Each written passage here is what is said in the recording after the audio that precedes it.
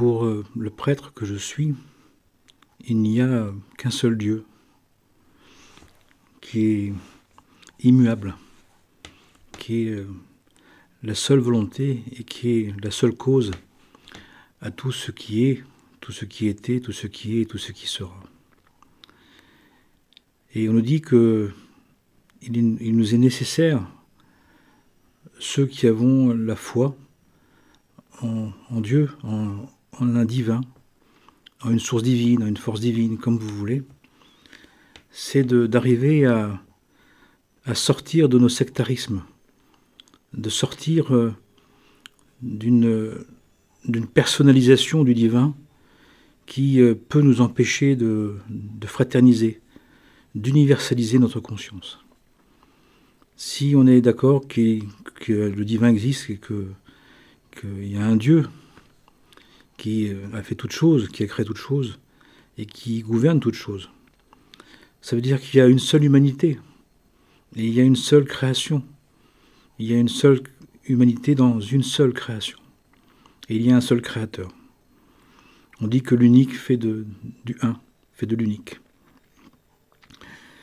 Qui fait que nous avons besoin, les uns les autres, d'approfondir la connaissance de Dieu par l'étude, de prier ce Dieu unique, ce Dieu qu'Abraham a rencontré, a révélé, a retrouvé, et il nous a bien dit qu'il y avait un Dieu unique qui se présente sous des formes différentes, qui est compris de manière différente, particulière, selon les périodes, selon les peuples, selon les nations, selon les situations.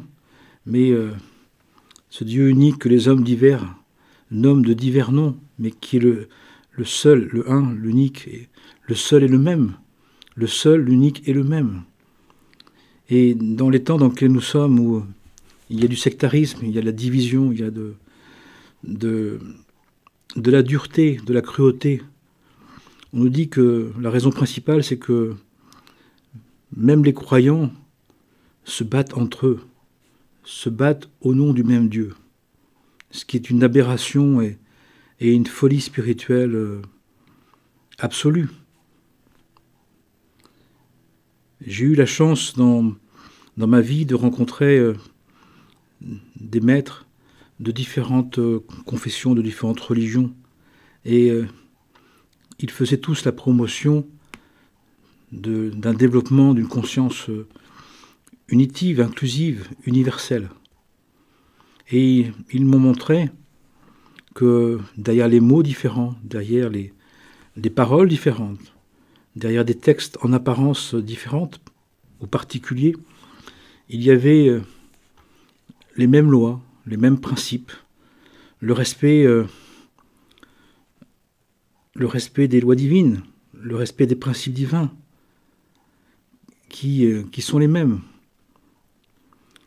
Sauf si on a intérêt à nous opposer, sauf si les personnes personnalisent le divin parce que ça les arrange, parce que ça leur plaît, parce que il y a mon Dieu et ton Dieu. Mais face à notre monde qui est très divisé, très conflictuel, très séparé, il faut que les croyants acceptent de nettoyer leurs croyances de tout leur sectarisme, de tous nos fermetures, de toutes nos personnalisations qui empêchent de fraterniser. On raconte l'histoire de plusieurs personnes, de plusieurs voyageurs qui arrivent dans une auberge et qui s'aperçoivent qu'ils n'ont pas assez d'argent pour manger, acheter un plat seul. Donc il faut qu'ils se mettent, l'aubergiste leur dit qu'il faut qu'ils se mettent d'accord sur le plat à prendre. Et chacun dit je veux ça, je veux ça, je veux ça, je veux ça. Et ils n'arrivent pas à se mettre d'accord. Et puis un homme qui était près d'eux leur dit, chacun dans sa langue, qu'ils sont en train de vouloir la même chose. Mais comme ils le disent, dans leur langage et qui n'ont pas compris que c'était la même chose, ils étaient en train de se disputer. Ils étaient en train de se disputer pour rien. Ils voulaient la même chose. Et le comprenant, ils ont réuni leur argent et ont commandé la même chose. Ce qui était pour eux la même chose. Mais leur ignorance, leur impatience, leur manière de concevoir que leur version était mieux que l'autre, faisait que ils ne comprenaient pas qu'ils demandaient la même chose, qu'ils attendaient la même chose. Et c'est une image de ce qui se produit dans le monde avec les croyants. Je ne parle pas de ceux qui sont non-croyants ou athées ou autres. C'est pas le lieu, c'est pas le sujet. Mais je parle à nous qui sommes croyants. Nous devons renforcer notre foi en Dieu, au Dieu unique, au Dieu un. Même si ça nous plaît, ça nous fait du bien de l'imaginer sous une forme particulière, en sachant qu'il est dit « tu ne feras pas d'image ». Donc à chaque fois qu'on fait une image, on transgresse une des lois divines. Et il est dit aussi « tu aimeras ton prochain comme toi-même ». Il n'a pas dit que ce que tu aimes, que ce que tu veux, que ceux qui sont comme toi. C'est le prochain, c'est tous ceux qui ont reçu en dépôt le souffle divin. Et tout être humain et tout être vivant, tout être animé, a reçu le souffle divin d'une manière différente, de manière particulière, mais l'être humain, chaque être humain, a reçu le souffle de Dieu. Et en cela, même si on s'apprécie plus ou moins au niveau des personnalités, même si on se supporte plus ou moins au niveau des personnalités, il faut monter au degré de conscience où notre âme divine, chacun est porteur d'une âme divine, d'une étincelle de Dieu, que lui-même nous a insufflé. Donc si on croit en Dieu, si on a foi en Dieu, si on sert le Dieu unique, le Dieu qui est tout créé, qui était, qui est et qui sera, né de lui-même, qui est le seul,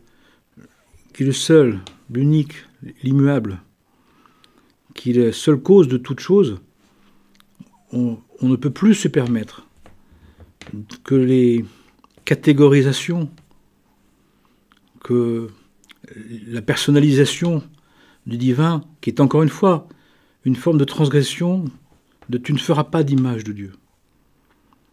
Même si on en a besoin temporairement, mais on ne doit pas l'idolâtrer au point que ça nous ferme le cœur, au point que ça nous empêche. L'idolâtrie et l'ignorance vont de pair. Mais plus nous travaillons les textes, et nous avons un devoir d'étudier, nous avons un devoir de comprendre le divin. Dieu nous a mis des textes, nous a laissé des textes, des écrits, et il y a des commentaires de saint hommes et de saintes femmes, d'éveillés, de prophètes, de visionnaires, de réalisés qui nous expliquent, qui ouvrent les mots, qui ouvrent les termes, qui ouvrent les phrases, pour que l'on puisse justement comprendre ce qui se passe. Et comprendre que nous avons besoin de nous fortifier dans la conscience du 8e jour, du 50e degré, de la délivrance, de la Géoula, de la résurrection, de l'élévation, de l'ascension, qui est justement, à partir de notre foi, de développer une certitude, mais une certitude que il y a un Dieu qui est unique et qui inclut tout, qui est universel, et qui permet à chacun et chacune qu'il exprime à sa manière le divin. Et nous avons à nous défaire volontairement, nous purifier le cœur de toutes les formes qui nous conviennent, mais qui peuvent aussi nous empêcher d'apprécier l'autre dans sa version. Au final, le devenir, c'est quoi? C'est que le monde devienne un seul être. Et on dit que quand on parle d'Adam, c'est toute l'humanité. C'était toute l'humanité. Et nous devons devenir un Adam réalisé, un Adam pleinement conscient que toutes ces parts, que toutes ces versions, que toutes les personnes ont le droit de vivre, ont le droit d'exister, ont le droit d'avoir leur idée de Dieu. Bien sûr, les enseignements ils disent que nous pouvons avoir une idée personnelle de Dieu du moment que ça respecte les écrits. Ça s'appelle être dans la tradition. D'être traditionnel et pas traditionnaliste, c'est que ma version, ce que j'imagine, ce que je veux, est dans le respect des lois divines, dans les 10 commandements, dans les principes, dans les lois. Pourquoi? Pour faire en sorte qu'on puisse se relier, qu'on puisse fraterniser, qu'on puisse faire de ce monde un monde divin, un monde accompli, spirituellement parlant.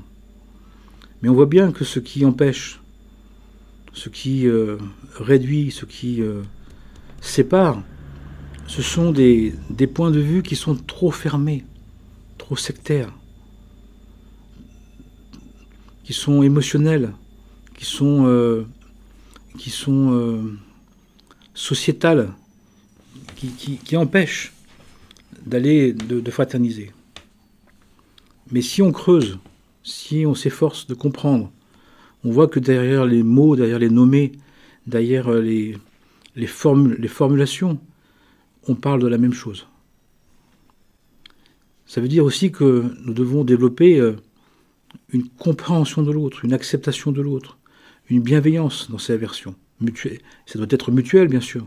C'est pas que dans un sens, c'est pas qu'un seul. Mais on nous dit d'un point de vue spirituel que si on veut s'en sortir, si on veut que ce monde devienne un monde merveilleux, un monde qui accomplit sa promesse, et pour cette humanité s'unicise, que notre humanité devienne une famille humaine, un être divin accompli, complètement réalisé, il nous faut faire l'effort de nous défaire de toutes les formes de sectarisme,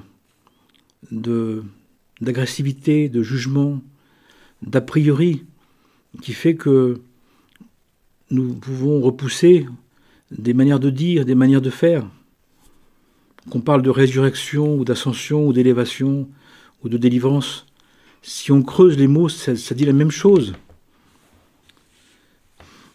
On voit bien que même dans les rituels, dans les rituelis, il y a des rituels, des mots différents pour dire la même chose.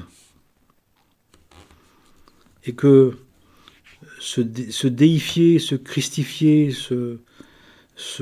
s'élever, s'accomplir, se sanctifier, ça dit la même chose.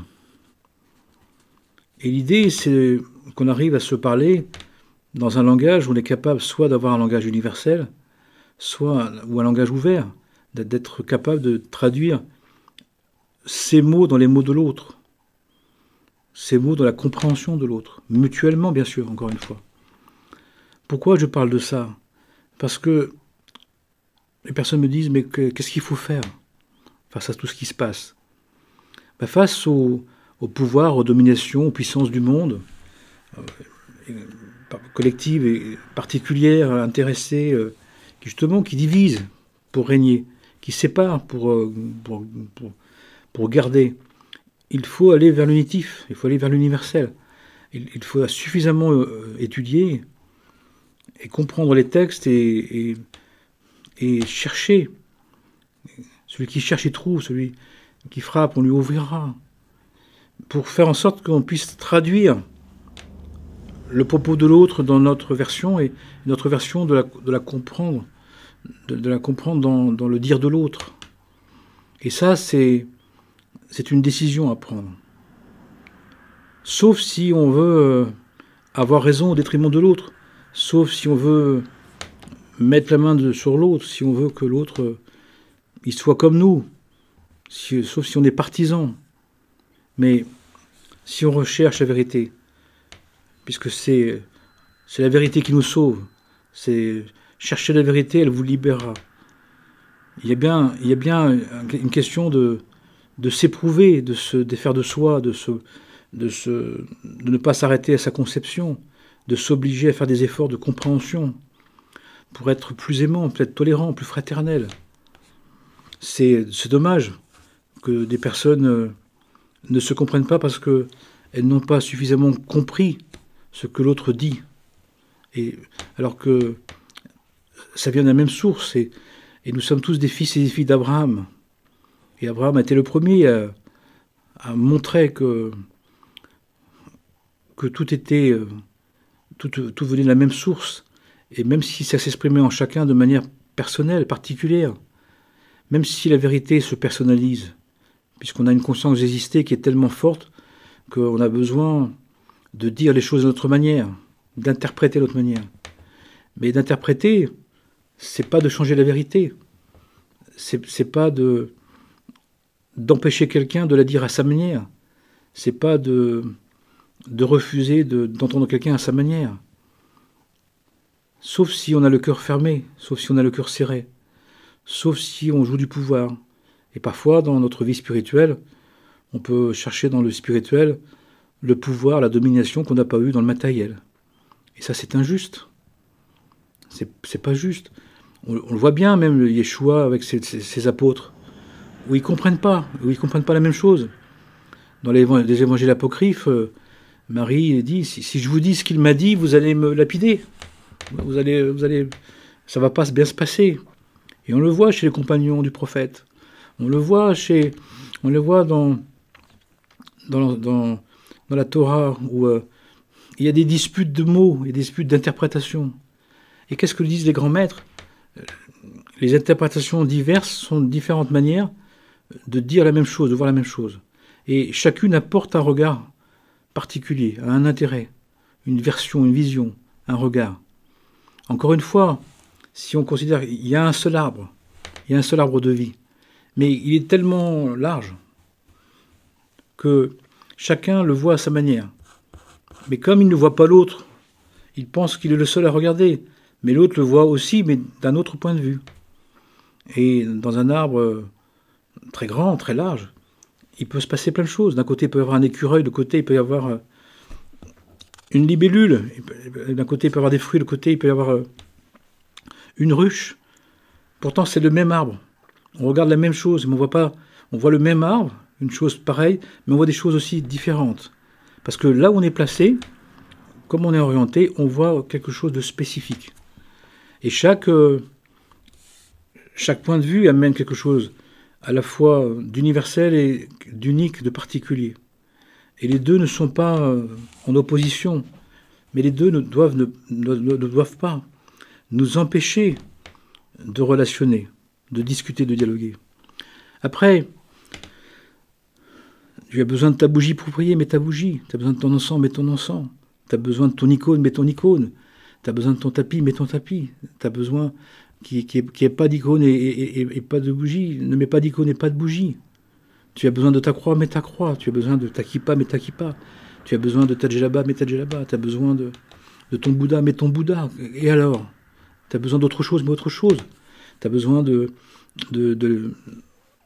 ton Saint-François, ou de ta Sainte-Marie, ou d'un maître, ou d'un éveillé, ou d'une image de la nature, ou d'une musique, d'un tambour, d'un bol tibétain. Et alors? Ça n'a aucune importance. L'essentiel, c'est que si c'est le moyen pour que tu te reconnectes, si c'est le moyen pour qu'on fraternise, si c'est le moyen pour qu'on soit vertueux, tant mieux, faisons-le. C'est l'essentiel. Ce ne sont pas des buts en soi. Nos pratiques diverses, c'est parce qu'on est des êtres divers. Mais l'objectif est le même, de nous connecter au divin, de nous ressourcer au divin pour qu'il nous inspire comment être plus vertueux, plus fraternel, comment développer l'amour du prochain, comment s'entendre par Dieu, en Dieu, avec Dieu, alors qu'on n'arrive pas à s'entendre par nos personnalités. Parce que par nos personnalités, on ne peut pas complètement s'entendre. Parce que notre personnalité a tellement besoin d'exister, tellement besoin de s'affirmer, tellement besoin d'avoir raison qu'elle a du mal à faire la place à la version de l'autre. Mais de chercher à se sanctifier, à se diviniser, à grandir spirituellement, c'est justement de développer une conscience universelle. Une conscience universelle qui fait que Ma version est une version parmi d'autres. Et l'idée, c'est d'universaliser notre version. C'est de faire en sorte, en écoutant les autres, en lisant des textes, en étudiant des textes, en allant visiter, en allant dialoguer, c'est de faire le constat que Dieu est partout, que tout est Dieu. Il n'y a rien que Dieu. Tout est Dieu, il n'y a rien que Dieu. Et si tout est Dieu, ça ne peut pas être pareil partout. Si Dieu a créé cette diversité, si Dieu a créé autant de peuples, autant de langages, depuis la tour du Babel, où justement le monde voulait avoir une seule version, et Dieu a dit non, c'est pas possible. Je ne vous ai pas créé pour ça. J'ai créé pour que chacun, pour qu'il y ait différentes versions de l'unique, pour que justement on puisse acquérir une conscience universelle, comme un couteau suisse, comme quelque chose, une conscience qui est capable de voir dans toutes les formes, dans toutes les images, dans toutes les formulations, la même présence, celle de Dieu, celle du divin, béni soit-il. La source divine, la présence divine, la lumière divine, comme vous voulez. La limite à l'universel, c'est notre fermeture de corps. C'est la limite à notre ouverture de cœur. Et nous avons tous à faire le travail d'ouvrir le cœur, de concevoir. On voit bien, les personnes témoignent. Les personnes témoignent qu'ils sont face à des situations qui les bousculent, qui leur demandent de se dépasser, de sortir des choses fixées, figées, des formulations, des expressions, des imageries fixées. Et on est tous là, parce qu'on nous dit que nous avons à développer une conscience universelle, une conscience de la présence du divin en tout. Et ça veut dire aussi que là où on voit Dieu, bénissons Dieu, et là où on ne le voit pas, disons simplement, je ne le vois pas, au lieu de dire, il n'existe pas. C'est pas parce que je ne vois pas Dieu dans certaines situations, dans certaines relations, dans certaines formes sociales, dans certaines formes relationnelles, dans certains types de familles, types de comportements, qu'il n'est pas. Même s'il est recouvert d'égoïté, même de bêtises, de cruauté, d'agressivité. Mais pour autant, même s'il est recouvert de mauvais penchants, mais pour autant, si on croit que Dieu existe et qu'il est le maître du monde, qu'il est le maître de la vie, que c'est le Dieu unique qui a tout créé, il est en tout et pour tout. Et au lieu de dire qu'il n'existe pas là où je ne le vois pas, au point de dire ça ne devrait pas exister, que ça devrait être détruit, que c'est malsain, que c'est mauvais, laissons Dieu juger. Laissons Dieu juger. Laissons à Dieu le jugement. Dieu se défend très bien tout seul. Dieu n'a pas besoin de personnes qui vont juger à sa place. Qui on est pour juger l'autre? Tu seras jugé comme tu jugeras. Faisons attention à ça. Dieu ne nous a pas demandé de juger, il a demandé de nous aimer. Mais de nous aimer, c'est d'accepter que je dois t'aimer, mais je ne te comprends pas. Je dois t'aimer, mais je ne sais pas. Ta version, elle ne me parle pas, elle ne me convient pas, mais je la respecte, parce que j'ai le devoir de t'aimer. Et que si Dieu te fait exister comme ça, si tu peux faire ça, c'est que Dieu l'autorise, puisque la vie est sous la gouvernance du divin. S'il y a Dieu, si on est d'accord qu'il y a un Dieu, qu'il est immuable, qu'il est intangible, qu'il est éternel, c'est la seule cause, c'est la seule volonté. Et à ce moment-là, tout vient de Dieu. Et tout vit en Dieu, et tout vit pour Dieu, même s'il ne le sait pas. Donc on a à s'élever à une dimension de la présence du divin en tout, soit qu'il est en tout, soit qu'il est en rien.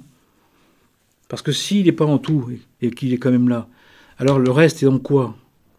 On oppose quoi à Dieu? On crée quoi après, à côté de Dieu? C'est pas possible. La conscience unitive, inclusive, universelle, la conscience divine nous dit qu'il y a un seul être divin, un seul Dieu, qui a tout créé. Et donc, il a tout créé. Et donc, ça veut dire que la limite à ça, c'est ma limite. C'est la limite que j'ai d'inclure tout. Mais c'est progressif. Mais pour autant, c'est pas parce que j'ai du mal à inclure les choses que je peux m'autoriser à penser que c'est pas qu'il y a quelque chose qui est en dehors de Dieu. Si c'est pas incluant Dieu, c'est en dehors de Dieu. Alors c'est où? C'est quoi? C'est qui?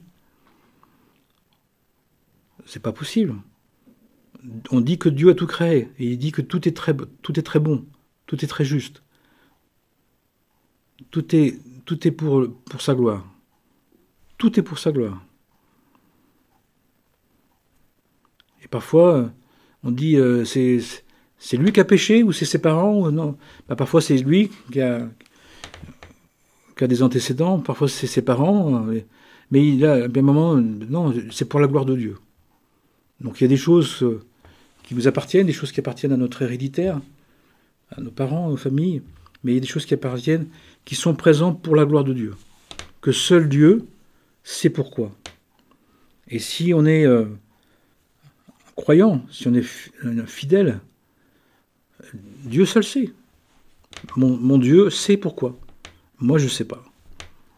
Et il m'a dit, aime, prie, prends soin, mais ne juge pas ma création.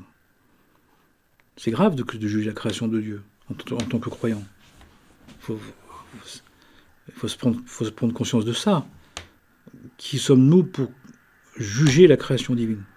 Je parle encore une fois aux croyants, ceux qui ne sont pas croyants, ceux que ça n'intéresse pas, à qui ça ne parle pas, ceux qui ne le sont pas. Bonne route, bon chemin. Je ne vous parle pas à vous. Je parle en tant que croyant. On ne peut pas croire à moitié, on ne peut pas croire que Dieu est là quand on veut, là où on veut, si on veut. Le divin est là en tout et pour tout. Et on nous demande ça. On nous demande dans ces temps troublés, ces temps bousculés, de nous renforcer dans la foi, dans la confiance en Dieu. Et laissons Dieu juger. Laissons Dieu décider de ce qu'il fera de chacun et de chacune. Le travail spirituel, c'est un travail de vivre la présence du divin, béni soit-il, dans tous les aspects. Et dans des aspects qu'on comprend, des aspects qu'on accepte, des aspects qu'on ne comprend pas, des aspects qu'on n'accepte pas.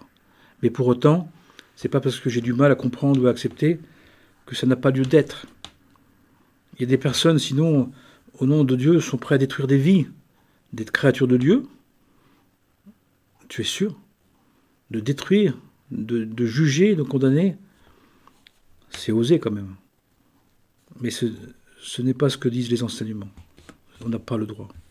On n'a pas le droit de profaner le Saint-Nom. On n'a pas le droit d'utiliser le Saint-Nom pour ses ambitions. On n'a pas le droit de s'approprier le Saint-Nom divin à sa manière. C'est dans les commandements. On n'a pas le droit de faire des images de Dieu. Parce que dès qu'on fait une image de Dieu, si l'autre ne correspond pas à cette image-là, on peut considérer qu'il est de trop, qu'il n'a pas le droit à l'existence. Et ça peut entraîner de la cruauté, ça peut entraîner de la violence. Alors bien évidemment, ça fait qu'on est obligé de porter cette croix, qu'on est obligé de porter cette charge, c'est-à-dire d'aimer Dieu et comme on aime Dieu, d'apprécier sa création dans ce qu'on comprend et dans ce qu'on ne comprend pas, dans ce qu'on aime et ce qu'on n'aime pas, dans ce qui nous parle et qui ne nous parle pas. Ça, c'est le chemin d'humilité, c'est le chemin de simplicité. Parce que si nous on a quelqu'un qu'on considère d'inutile ou qui ne serait pas en Dieu, l'autre il peut considérer que nous aussi on ne l'est pas. Et c'est le cas souvent. Mais comment on va s'en sortir de cette agressivité, de cette violence, de cette accusation qu'on porte? On n'a pas le droit d'accuser son prochain. On a le devoir d'en prendre soin. Et laissons à Dieu le soin de décider, de juger, de condamner, de demander des comptes. Parce sinon on dit tu seras jugé comme tu es jugé. Et Yeshua, dans les évangiles, il dit celui qui vit par l'épée périra par l'épée. Donc on n'a pas à faire ça. On n'a pas à utiliser ça. Je le vois dans les couples, je le vois dans les familles, je le vois entre amis, Je le vois dans les congrégations, dans les fraternités, où il y a un sectarisme, il y a une fermeture de cœur, il y a une dureté de cœur. L'hyper-narcissisme dans lequel nous sommes a produit une écorce qui fait qu'on a tendance à penser qu'on a le droit de juger l'autre. Mais où est-ce que c'est marqué qu'on a le droit de juger l'autre? Moi, j'ai lu dans les textes que je connais, dans les textes sacrés, ils disent « aime ton prochain » et laisse Dieu juger. Dieu seul sait. Nul ne connaît ni le jour ni l'heure. Et combien de personnes se font le juge de Dieu, se font l'accusateur de Dieu? Mais qui est l'accusateur de Dieu? C'est pas celui que Dieu envoie à Job, qui pour le tenter, pour l'accuser. Qui servons-nous en faisant ça? Ce sont des questions essentielles. Ce sont des questions graves, sérieuses. Bien évidemment, c'est d'accepter de plus condamner et d'aimer, c'est d'être dans l'impuissance, c'est d'être dans le doute, c'est d'être dans la peine, c'est d'être dans l'épreuve. C'est peut-être pour ça, c'est sans doute pour ça que on préfère juger et catégoriser. C'est rassurant. On repousse, on dénigre, on annule, mais ce n'est pas le chemin de porter l'épreuve de l'impuissance, l'épreuve du joug divin. Et c'est un choix. Mais il y a des règles du jeu dans la vie spirituelle. On ne peut pas faire tout et n'importe quoi. Et on ne peut pas juger son prochain. Alors qu'on nous demande, le divin nous demande de fraterniser, de développer un cœur d'amour, un cœur qui aime tous les êtres. C'est à l'amour qu'on verra entre vous. C'est à l'amour qu'on aura pour les êtres, qu'on verra comment on est sous le joug de Dieu, dans les bras du divin, dans sa présence. Quand on lit les mystiques, quand on lit les réalisés, les visionnaires, les prophètes, ils disent tous pareil. L'amour du prochain, sans exception, sans différenciation. Et cette capacité de reconnaître l'autre et d'apprécier en l'autre l'être divin qu'il est, dans la forme qu'il a pris, qui lui appartient.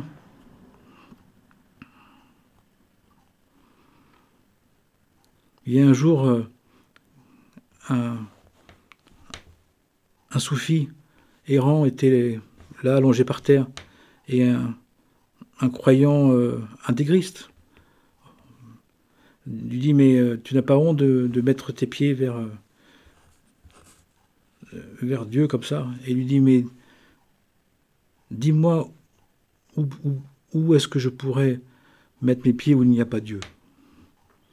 Dis-moi où est l'endroit où il n'y a pas Dieu pour que je mette mes pieds. » Et c'est un peu ce qu'on fait tous. Si Dieu existe, et Dieu existe pour moi, ce n'est pas qu'une croyance, c'est un fait intérieur, c'est une expérience intérieure. Il est tout, il est la seule cause, il est la seule raison d'être véritablement. Il est immuable, il est intemporel, il est éternel. Tout vient de lui, tout retourne à lui. Et il est en tout, il est dans tout. Et c'est ça l'objectif de la sainteté. Tout est pur pour celui qui est pur. Pour celui qui a rencontré Dieu, il le voit partout. Il voit tout. On dit que des réalisés, une fois qu'ils avaient vécu cette expérience divine, ils le voyaient partout. Ils le voyaient en présence. D'autres, ils voyaient les saints noms de Dieu dans tout, constitués de tout. Et c'est ce qu'on cherche à faire. C'est ce qu'on cherche à devenir. Et pour cela, on doit entretenir dans notre conscience que Dieu est la seule cause. Dieu est le seul créateur qui est la seule cause de tout et qui est présent en tout et pour tout. Pour toujours et à jamais. pour le bien de tous les êtres, pour le bien de tous les êtres sans exception, quelles que soient les considérations, croyants ou non croyants, quelle que soit la religion, quelle que soit la non-religion, la philosophie, peu importe. Nous sommes tous porteurs. Il n'y a pas un seul être humain qui a été créé sans le souffle divin. Et c'est ça à quoi nous devons nous attacher. Quelles que soient nos considérations. Ne faisons pas l'erreur de penser que nous avons la possibilité d'accorder à quelqu'un le fait d'être en Dieu ou pas en Dieu, d'être divin ou pas divin. C'est Dieu qui nous a créés, chacun et chacune, avec son souffle. Et de ce point de vue-là, chaque être humain, humano-divin, doit être profondément respecté, doit être protégé, doit être aidé, doit être défendu, doit être béni, parce que c'est un enfant de Dieu à part entière. Et on est tous des enfants divins, des enfants de Dieu, qui avons à devenir des fils et des filles divines. Amen et amen.